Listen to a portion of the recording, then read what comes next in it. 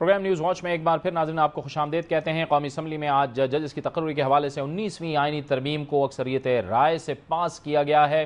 اس پر آئینی ماہرین کیا کہتے ہیں، اس پر بات کرنے کے لیے میں جوائن کیا ہے ٹیلی فون لائن پر پاکستان کے ممتاز آئینی ماہر جناب ایس ایم ظفر نے۔ بہت بہت شکریہ ایس ایم ظفر صاحب۔ آج کثرت رائے سے یہ ترمیم منظور کر لی گئی، آپ کے خیال میں ان تمام سوالات کا احاطہ کیا گیا ہے اور ان اعتراضات کا خیال رکھا گیا ہے جو کہ سپریم کورٹ آف پاکستان کی جانب سے اٹھائے گئے تھے؟ کافی حد تک ان اعتراضات کا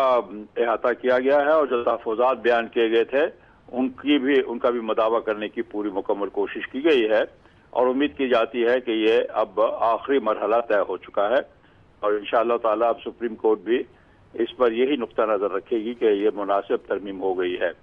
18ویں ترمیم کے بعد یہ 19ویں ترمیم ایک محدود ترمیم ہے، اور اس کا بیسک مقصد، بنیادی اس کا جو مقصد تھا وہ یہی کہ اسے فائن ٹیون کیا جائے ان تمام اداروں کو جو ہم نے 18ویں ترمیم میں ترتیب دیے تھے، اور ان کی بہتری اس طریقے سے لائی جائے جس طریقے سے کہ سپریم کورٹ نے اپنے انٹرم آرڈر میں اپنے عبوری حکم میں اشارہ کیا تھا، اس کو سامنے رکھتے ہوئے بڑی خوش اسلوبی کے ساتھ اور بڑی خوش آئندگی کے ساتھ تمام ممبران نے اس کو طے کیا ہے، اور سپریم کورٹ کے اس عمل کو بھی ہماری کمیٹی نے بڑی اچھا سمجھا اور اس کو عمدگی سے دیکھا، اور اس کے بعد انہوں نے فیصلہ کیا کہ چونکہ یہ تحفظات ایک بہت بڑی ادارے سے آ رہے ہیں تو اس لیے ان تحفظات کو دور کرنا ضروری ہوگا۔ اس میں آپ کو اشارتاً بتا دوں کہ سپریم کورٹ نے یہ ذکر کیا تھا کہ سپریم جوڈیشل کونسل جو ہم نے بنائی ہے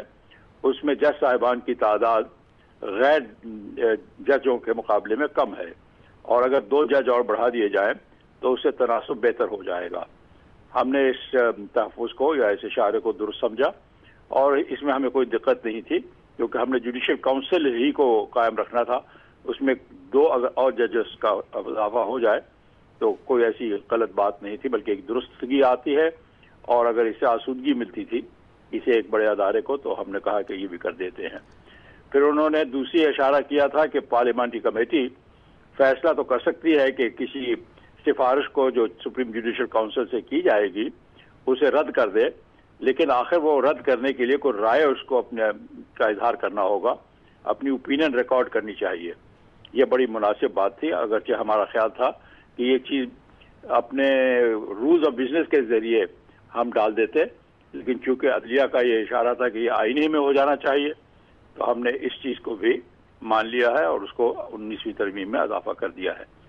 اس طریقے سے مجھے یقین ہے کہ ہم نے وہ تمام معاملات پورے کر لیے ہیں جن کی جانب اشارہ کیا گیا تھا، اور اب یہ معاملہ یہاں آ کر